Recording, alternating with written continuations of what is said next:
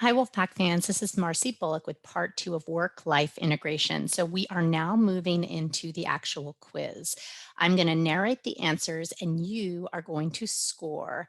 Don't overthink any of these questions. I want you to be saying the first thing that comes to your mind. So, the directions here are keep track of your score by tallying the number of P, W, S, and I. So, just kind of grab a pen and paper and put those four letters down and put little tally marks next to them. And then I'll explain to you what each letter means and how you can utilize this in an intentional way in your life. So, first scenario is entry level professional. In this section, imagine that you are a new professional, which you will be very soon when you graduate, navigating the beginning of your career. So, here's question one. You receive an appealing job offer that will advance your career but will likely require 50 to 60 hours a week devoted to completing the position's expectations. Do you A, accept the position, or B, decline the position? Next question. Your supervisor announces a new initiative that will allow more work from home opportunities. Do you A, volunteer for the new initiative, or B, decline participating to remain in the office? Three, an overseas client requests a meeting that will occur during a loved one's birthday. Do you A, ask to reschedule the meeting, or B, arrive to the party late? Four, over the weekend, you won an award at an annual festival for your favorite hobby. Do you A, display the work award and discuss it with your colleagues, or B, display the award at home and discuss it with your friends? Number five, you begin a new position and your colleague begins requesting to connect with you through your personal social media. Do you A, accept the request, or B, decline the request?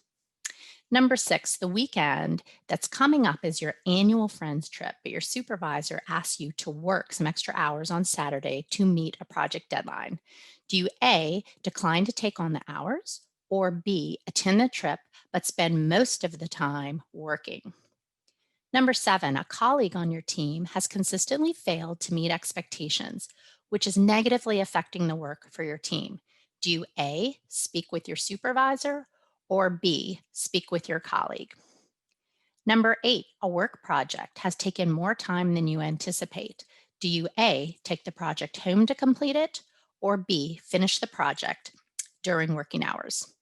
Number nine, you are offered a significant promotion and a higher salary and more hours at work that will require you to relocate several states away from family and friends.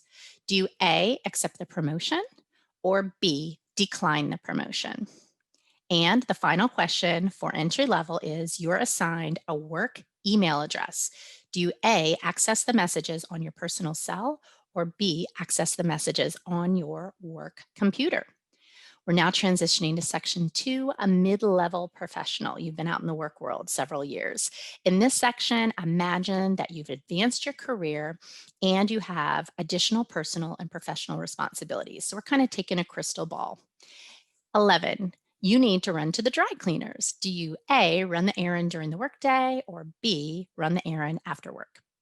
12, you are asked to supervise the 15 office interns. The weekly intern meetings happen at the same time as your weekly counseling therapy appointment. Do you A, reschedule with your counselor therapist, or B, reschedule with your intern? 13, you are offered a position at a new company that will push you to reach your career goals at the expense of personal hobbies. Do you A, decline the offer, or B, accept the offer? Number 14, while in recovery from a major medical procedure at home, do you A, watch Netflix, or B, work on a work project? Number 15, you serve as a volunteer youth mentor with a local nonprofit, and you have been asked to use your work connections at the local zoo to arrange a trip for the youth. Do you A, make the connection, or B, politely decline the connection? Number 16, while attending a professional conference, you receive a call about an emergency at home. Do you A, leave the conference, or B, stay at the conference? Number 17, one of the employees on the team you lead has been logging a concerning amount of overtime in the office for the past few months. Do you A, encourage the employee to take a vacation, or B, encourage the employee to take delegation work at home? Number 18, your job upgrades your desktop computer to a laptop. Do you A, take the laptop home, or B, leave the laptop at home? Number 19, during an approved vacation, you receive a surprise call from your supervisor. Do you A, let the call go to voicemail, or B, answer the call? And our final question for mid level is tonight, you have front row tickets to the latest Broadway musical. Okay, this must be after the pandemic. And your last meeting is running late. Do you excuse yourself early or wait for the meeting to end? And now we're in our final section, which is senior professional.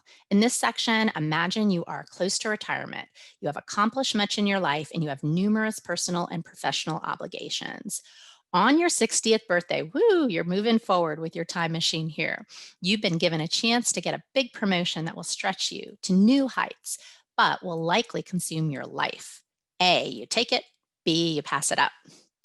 Your supervisor, number 22, has just posted a conference presentation keynote address on your calendar. You realize it's the same day as the soccer championship you've agreed to cheer on your loved one. Not everyone will have kids, but it could be your kids. A, apologize to your loved one and attend the keynote, or B, apologize to the conference organizers and attend the game.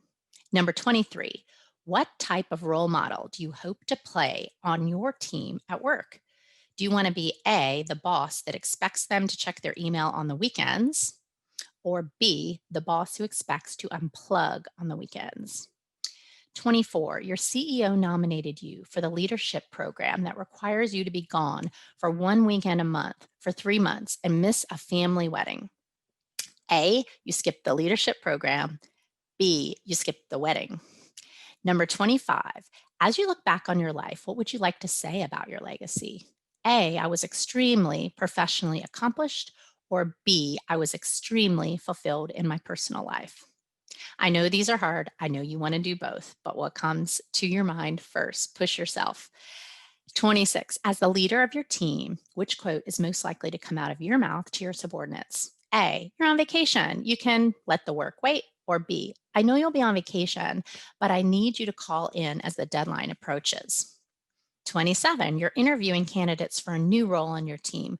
Which response will influence you to hire the person? A, I am efficient and productive and try to complete my work before I go home. Or B, I will be accessible 24/7 to be sure I complete my work. Two more questions. Number 28, when your direct report describes you, which quote do you want to overhear? A, my boss honors their work life boundaries. Or B, my boss loves their job so much they rarely leave it at the office. Okay, now finally, two more. 29, when you think of a song that depicts your work life, which song would you choose? Taking care of business or We Are Family? And finally, as you get prepared for your retirement party speech, you hope to say, A, I rarely missed a deadline and always put the job first. Or B, I missed a few deadlines, but I never missed an important family event. All right, let's switch over to our scoring sheet now, students. So, this is how we will score it. And again, if you need a moment to go back and pause and tally up your S, I, P, W, and C, feel free to do so. If you're taking a class with me this semester, we'll be doing that in class.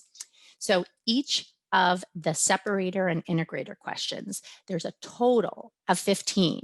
All right. So tally your score. You could have 8 and 7. You could have 6 and 9. You could have 15 and 0, but it must tally up to 15. Next is personal and work.